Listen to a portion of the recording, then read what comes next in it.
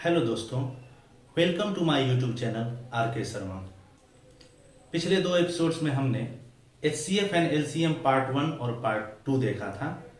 Part 1 में हमने HCF and LCM से जुड़े हुए फॉर्मूलाज देखे और पार्ट 2 में हमने उनसे जुड़े हुए प्रश्नों को हल किया। आज हम पार्ट 3 जो कि फाइनल पार्ट है HCF एंड LCM का, वह लेकर आए हैं और इसमें हम और कुछ प्रश्नों को हल करेंगे जो कि HCF एंड LCM से जुड़े हुए होंगे। और आज के एपिसोड के साथ ही हमारा यह HCF एंड LCM चैप्टर समाप्त हो जाएगा। तो आइए हम प्रश्नों की ओर चलते हैं। तो दोस्तों, हमारे पास पहला प्रश्न है कि 5 अंकों की सबसे बड़ी संख्या ज्ञात करें जिसे 3, 5, 8 और 12 से विभाजित करने पर 2 शेष बचे। तो 5 अंकों की जो सबसे बड़ी संख्या होगी वह होगी 99,999 और कह रहा है कि 3, 5, 8 और 12 से उसमें विभाजित करें तो 2 शेष बचे। तो इसके लिए हम क्या करेंगे कि 3, 5, 8 और 12 का एलसीएम निकालेंगे।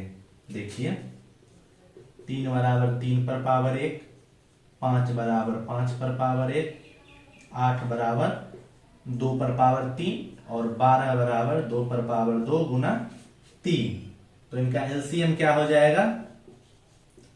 एलसीएम होगा 2 है, 3 है, 5 है। 2 लिखिए, 3 लिखिए और 5 लिखिए। 2 की अधिकतम घात, यहाँ 3, यहाँ 2 है तो 3 हुई, 3 कर देंगे।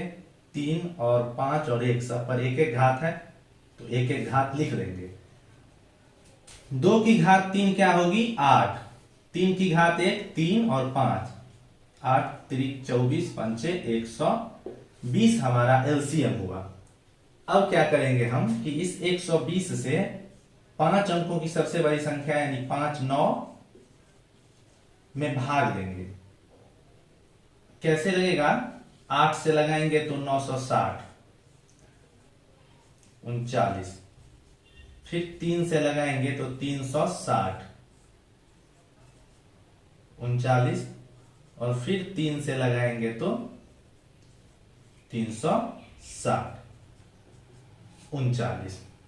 अब देखिए दोस्तों, 39 शेष बच रहा है, यानी 5 अंकों की सबसे बड़ी संख्या कौन सी होगी जिसमें इन सबसे भाग लग जाए, यानी 120 से भाग लग जाए, यानी इसमें 39 हम घटाएंगे वह होगी 99,999 में आप 39 घटाएंगे तो 99,960 ऐसी संख्या होगी जिसमें 120 से भाग लगेगा। इससे अगली जो संख्या होगी वह फिर 6 अंकों में चली जाएगी। लेकिन कह रहा है कि 2 शेष भी बचे तो आप इसमें 2 जोड़ दीजिए। 99,962 हमारा उत्तर हुआ। इस प्रश्न में कहा जा रहा है कि 5 अंकों की वह सबसे बड़ी संख्या निकालिए जिसमें 3, 5, 8 और 12 से भाग देने पर 2 शेष बचे। इसमें क्या करें? 3, 5, 8 और 12 का एलसीएम निकालें, उससे 5 अंकों की सबसे बड़ी संख्या में भाग दें, जो शेष बचेगा उसको उस संख्या में से घटा दें, तब हमें वह संख्या प्राप्त हो जाएगी जिसमें इन सब से भाग लगेगा। लेकिन एक और बात कही जा रही है कि शेष 2 बचना चाहिए, तो उसमें 2 जोड़ दीजिए, तब हमारा उत्तर प्राप्त हो गया जो कि है 99,962। आइए हम अगला प्रश्न देखें दोस्तों। हमारा अगला प्रश्न कह रहा है दोस्तों, वह न्यूनतम संख्या ज्ञात करें कि उसे 4, 6, 8 और 9 से भाग देने पर 0 शेष बचे और 13 से भाग दे तो 7 शेष बचे। यानी कहने का अर्थ यह है कि 4, 6, 8 और 9 से भाग देने पर कोई शेष नहीं बचेगा, यानी 4, 6, 8 और 9 से उसमें पूरा पूरा भाग लग जाएगा। लेकिन 13 से भाग लगाने पर 7 शेष बचना चाहिए। तो हम सबसे पहले वह संख्या ढूंढे जिसमें 4, 6, 8 और 9 से भाग लग जाए, यानी 4, 6, 8 और 9 का हम एलसीएम निकालें। देखिए, 4 बराबर 2 स्क्वायर, 6 बराबर 2 गुना 3, 8 बराबर 2 पर पावर 3 और 9 बराबर 3 स्क्वायर। इनका एलसीएम क्या हो जाएगा? तो एलसीएम होगा 2 और 3 है, 2 लिखिए, 3 लिखिए। 2 की अधिकतम घात 3 और 3 की अधिकतम घात 2, यानी 8 गुना 9 बराबर 72 हो गया इसका एलसीएम। अब 72 या 72 का गुणज हम ऐसा ढूंढेंगे जिसमें 13 से भाग देने पर 7 शेष बचे। तो मान लेते हैं वह होगा 72 का कोई गुणज होगा। अब 13 से भाग देंगे तो 7 शेष बचना चाहिए। x की जगह अगर हम 1 लिखें तो 72 गुना 1 बराबर 72। 13 से भाग देंगे तो कितना शेष बचेगा? 13 पचे 65, 7 शेष बच गया। पहले ऑप्शन में ही 1 रखने पर ही हमें हमारा उत्तर प्राप्त हो गया। तो हमारा उत्तर हुआ 72। 72 ऐसी संख्या होगी जिसे 4, 6, 8 और 9 से भाग देंगे तो हमें शेष बचेगा 0, यानी पूरा पूरा भाग लग जाएगा। लेकिन अगर 13 से भाग देते हैं तो 7 शेष बचेगा। This answer is fulfilling our conditions, so this is our perfect answer. 72 will be the right answer of this question. Let us move to the next question friends. अगला प्रश्न है दोस्तों, 2 अंकों की संख्या का मौसो और लौसो क्रमशः 16 और 480 है। संख्याएं क्या होंगी? हमने फॉर्मूला पढ़ा था कि 2 संख्याओं का गुणनफल उतना ही होता है जितना उनके मौसो और लौसो का गुणनफल होता है। लेकिन यहाँ तो दोनों में से कोई संख्या नहीं दी गई है, तो हम कैसे प्राप्त करेंगे? चलिए, हमको जो दिया गया है उसी के सहारे हम आगे बढ़ते हैं। हम जानते हैं कि मौसो जो होता है उससे दोनों संख्याओं में भाग लगता है। तो मौसो हमारे पास 16 है, तो मान लेते हैं हमारी पहली संख्या a जो होगी वह होगी 16x, और दूसरी संख्या b जो होगी वह होगी 16y, क्योंकि 16 से दोनों में भाग लगेगा। हमारा HCF है 16 और LCM है 480। फॉर्मूला हमारे पास है कि 2 संख्याओं का गुणनफल उतना ही होता है जितना कि उनके HCF और LCM का गुणनफल होता है। पहली संख्या हमारे पास है 16x, दूसरी संख्या है 16y, बराबर HCF है 16 और LCM है 480। इस 16 से इस 16 को काट देंगे, इस 16 से 480 में भाग देंगे तो 30, यानी XY बराबर हो गया 30। अब x और y का गुणनफल हमारा जो हो रहा है वह 30 हो रहा है। तो x y के ऐसे हम 2 पार्ट करेंगे गुणनफल में कि जिनको गुना करने पर तो 30 हो लेकिन उनका HCF 1 हो। कैसे? तो ऐसे पार्ट्स हमारे पास होंगे 5 गुना 6, 5 छक 30 होता है और 5 और 6 का LCM 1 होता है। दूसरा पार्ट क्या होगा हमारे पास? 3 गुना 10, 3 दहाई 30 होता है और 3 और 10 का LCM 1 होता है। और तीसरा पार्ट हमारे पास क्या होगा? 2 गुना 15। लेकिन दोस्तों कह रहा है कि दोनों संख्याओं जो है वह 2 अंकों की ही होनी चाहिए। तो इसमें से कौन सा ऑप्शन हम एक्स वाई की जगह पर रखेंगे कि हमारा दोनों 2 अंक का प्राप्त हो? तो अगर 5 और 6 रखते हैं तो क्या होगा? 16 पंचे 80 और 16 छक 96, ये दोनों 2 अंक का हो गया। लेकिन अगर हम 3 और 10 रखते हैं तो यह तो 16 तिया 48 हो जाएगा, लेकिन यह 16 दहाई 160 हो जाएगा, जो कि 3 अंकों की संख्या हो जाएगी। 2 और 15 रखेंगे तो भी यह 16 दूनी 32, लेकिन यह 16 गुने 15 240 हो जाएगी, जो कि 3 अंकों की संख्या होगी। तो हमें 2 अंकों की ही संख्या ज्ञात करनी है। तो हमारे पास x और y का वैल्यू 5 और 6 रहेगा और आंसर आएगा 16 पंचे 80, 16 छक 96। यही दोनों संख्याएं हमारा उत्तर हुआ। दोस्तों इस प्रश्न में मौसो और लौसो दिया गया है और दोनों संख्याएं ज्ञात करनी है, जो कि हमें 3 तरह से प्राप्त हो सकती थी, लेकिन कहा जा रहा है कि 2 अंकों की ही संख्या होगी, इसलिए हमें सिर्फ x और y का वैल्यू 5 और 6 ही लेंगे, जिससे हमें संख्याएं 80 और 96 प्राप्त हुई। आइए दोस्तों अगला प्रश्न देखें। 2 संख्याओं का लौसो उसके मौसो का 12 गुना है, तब मौसो और लौसो का योग 403 है। एक संख्या 93, तो दूसरी संख्या क्या होगी? हमारे पास जो फॉर्मूला है मौसो गुने लौसो बराबर पहली संख्या गुने दूसरी संख्या, इन चारों में हमें मौसो और लौसो का संबंध दिया गया है और उनका योग दिया गया है, जिससे हमें मौसो और लौसो ज्ञात हो जाएगा। और पहली संख्या दी गई है तो दूसरी संख्या निकालनी है। यह एक आसान प्रश्न है, देखें कैसे निकालेंगे। मान लेते हैं कि HCF बराबर x है और LCM क्या कह रहा है कि उसका 12 गुना है, तो यह 12x होगा। कहा जा रहा है कि दोनों का योग 403 है, यानी x जोड़ 12x बराबर 403, यानी 13x बराबर 403, यानी x बराबर 13 तिया 39, 13 एकम 13, x हो गया 31, जिससे हमारा HCF हो जाएगा x यानी 31 और LCM हो जाएगा 12x यानी 12 गुने 31 बराबर 12 एकम 12, 12 तिया 36, 37, 372। हमारे पास पहली संख्या A है 93, तो B क्या होगी? तो हम जानते हैं A गुने B बराबर होता है LCM गुने HCF, यानी 93 गुने मान लेते हैं B, LCM है हमारे पास 372 गुना HCF 31, तो B क्या होगी? 372 गुना 31 बटा 93। इस 31 से 93 3 से लगेगा और 3 से या 372 124 से लगेगा और यही 124 हमारी दूसरी संख्या होगी। कैसे दोस्तों? हमारे पास कह रहा है कि 900 का इतना गुना 900 है और दोनों का योग इतना है, तो हम दोनों को x मान के बना लेंगे और दोनों का आंसर, दोनों का हमें मान प्राप्त हो जाएगा HCF और LCM का। फिर हमें पहली संख्या भी ज्ञात है तो हम दूसरी संख्या आसानी से ज्ञात कर सकते हैं। हमने पहले HCF और LCM का मान ज्ञात किया और उसे HCF गुने LCM बराबर पहली संख्या गुने दूसरी संख्या के फॉर्मूला पे रख दिया।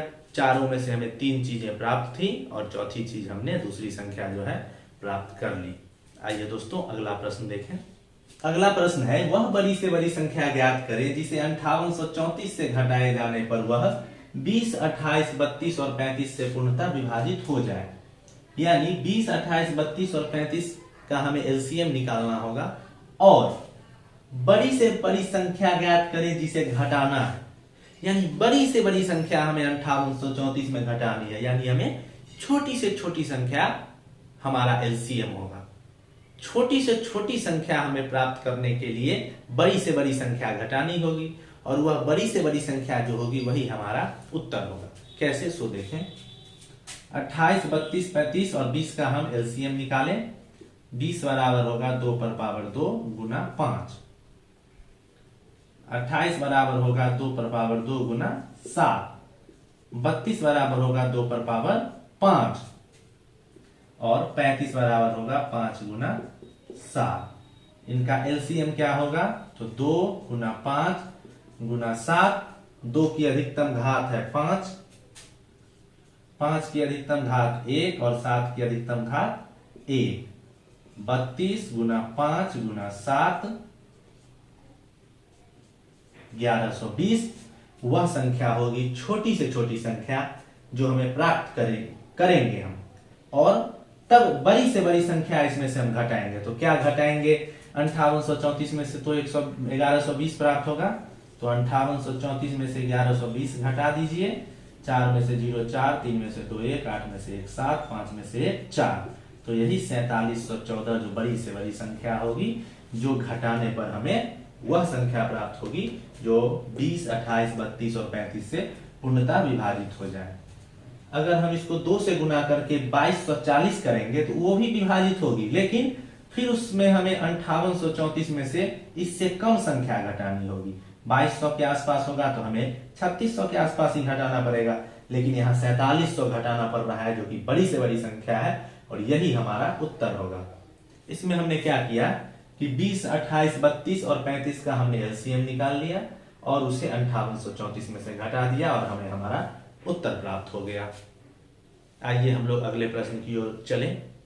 हमारा अगला प्रश्न कह रहा है कि 4 अंकों की बड़ी से बड़ी संख्या ज्ञात करें जो कि 10, 15, 20 से विभाजित हो जाए। यह तो बहुत ही आसान प्रश्न है दोस्तों। 10, 15 और 20 का हम LCM निकालेंगे और 4 अंकों की बड़ी से बड़ी संख्या होती है 9999, उसमें भाग करेंगे, जो शेष बचेगा उसको 9999 में से घटा देंगे तो हमें हमारा उत्तर प्राप्त हो जाएगा। देखिए दोस्तों, 10 बराबर 2 गुना 5, 15 बराबर 3 गुना 5 और 20 बराबर 2 स्क्वायर गुना 5। LCM हो जाएगा 2 गुना 3 गुना 5 लिखिए, 2 की अधिकतम घात 2, 3 की घात 1 और 5 की घात 1, 2 दूनी 4, 3 12 5 60। अब इस 60 से 4 अंकों की बड़ी से बड़ी संख्या में भाग दीजिए। 60 एकम 60, 39 9 60 छक 360, 39 9 60 छक 360, फिर 39। इस 39 को 9999 में से घटा दीजिए। ये जो संख्या हमें प्राप्त हो जाएगी 9960, वही हमारा उत्तर होगा। इससे बड़ी कोई ऐसी संख्या 4 अंकों की नहीं होगी जिसमें इन तीनों से भाग लगेगा, क्योंकि इन तीनों से भाग लगने के लिए 60 से भाग लगना चाहिए, और इसका अगला जो होगा उसमें 60 जोड़ेंगे तो वह 5 अंकों की संख्या हो जाएगी। तो हमारा उत्तर हुआ 9960। आइए दोस्तों हम लोग अगला प्रश्न देखें। हमारे पास अगला प्रश्न है दोस्तों, दो लगातार यानी धनात्मक सम संख्याओं का मौसो और लौसम क्रमशः 2 और 84 है, तब संख्याओं का योग क्या होगा। लगातार सम संख्याएं, जैसे लगातार सम संख्या 2 और 4 हो सकती है, 4 और 6, 10 और 12, यानी दो कंटिन्यूअस इवन नंबर्स हैं हमारे पास। धनात्मक कहने का मतलब 0 से अधिक है, यह ज्यादा कुछ इस पर ध्यान देने की जरूरत नहीं है। कैसे हम ज्ञात करेंगे, क्योंकि उनका मौसो और लौसो दिया गया है। देखिए दोस्तों, मान लेते हैं हम पहली संख्या x मान लेते हैं, तो दूसरी संख्या क्या होगी x प्लस 2। जानते हैं एक सम संख्या के बाद अगली सम संख्या उससे 2 अधिक होती है। 44 एक सम संख्या है, उससे अगली सम संख्या 46 उससे 2 अधिक होगी। 56 से अधिक 58, 2 से अधिक 4, 4 से बड़ी 6, 6 से बड़ी 8। लगातार सम संख्याओं में 2 का अंतर होता है, और लगातार विषम संख्याओं में भी 2 का ही अंतर होता है। तो एक सम संख्या x है तो उसकी अगली x प्लस 2 होगी। और HCF है हमारे पास 2 और LCM है 84। फॉर्मूला क्या है कि पहली संख्या गुने दूसरी संख्या बराबर HCF गुने LCM, यानी पहली संख्या x गुने दूसरी संख्या x plus 2 is equal to क्या होगी 2 इंटू 84, यानी x स्क्वायर प्लस 2x बराबर 84 दूनी 168, यानी x स्क्वायर जोड़ 2x 168 को इधर ले आएंगे, माइनस 168 बराबर 0। गुणनखंड करेंगे इसका तो हमें प्राप्त होगा x प्लस 14 x माइनस 12 बराबर 0, यानी x का वैल्यू माइनस 14 होगा या x का वैल्यू 12 होगा। चूंकि निगेटिव नहीं लेना है, पॉजिटिव ही लेना है, तो यह नहीं लेंगे, यह लेंगे। x हमारा 12 हो गया, यानी पहली संख्या x 12, दूसरी संख्या x प्लस 2 यानी 12 प्लस 2 14। यही 12 और 14 हमारी दोनों संख्याएं निकल गई, लेकिन यह हमारा आंसर नहीं होगा। कह रहा है कि संख्याओं का योग क्या होगा, तो 12 जोड़ 14 बराबर 26 हमारा आंसर होगा, जो कि इन दोनों संख्याओं का योग होगा। देखिए दोस्तों, HCF और LCM दिया गया है। कहा जा रहा है कि दोनों लगातार सम संख्याएं, तो दोनों लगातार सम संख्याओं को हमने x और x प्लस 2 मान लिया, उन दोनों को गुना किया, बराबर HCF और LCM का गुना होगा।